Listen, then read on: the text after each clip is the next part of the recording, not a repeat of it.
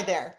I'd like to talk a little bit about why I'm so passionate about getting next generation Christians ready for influence by getting them ready to speak.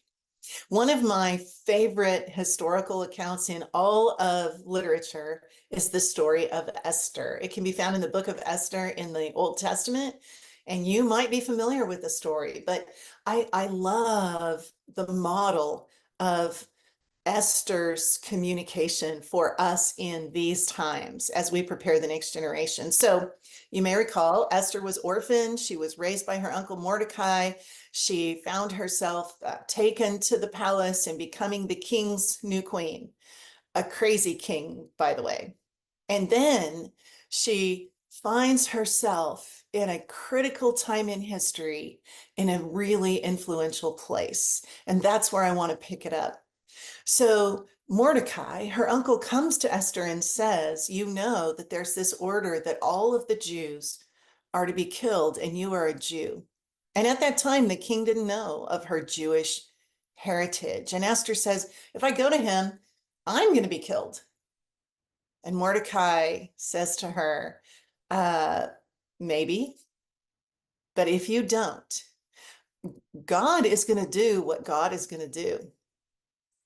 You have this opportunity. Who knows, but that you were put in this place for such a time as this. And the first lesson I think we get from Esther that is so beneficial for our next generation Christians is she listens to the wise counsel in her life.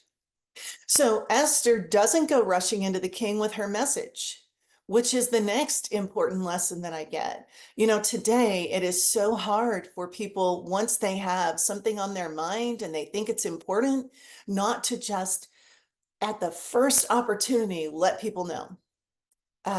Social media is filled with people who want to give someone a piece of their mind or who just have to let us know this burning message they have. And in so many cases, it is destructive, not constructive. So Esther, instead of rushing into the king, which is against the law anyway in that day, but instead of rushing into the king, Esther invites people to fast and pray and listen with her, and she waits for the right time. She seeks other people for group discernment, and she waits, and she waits. And then the first time she gets an audience with the king, she doesn't blurt it.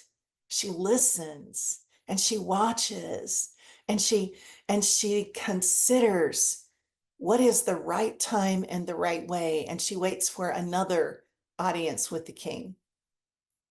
There is so much that is powerful in this for us. You know, we can get any platform once and say anything we want.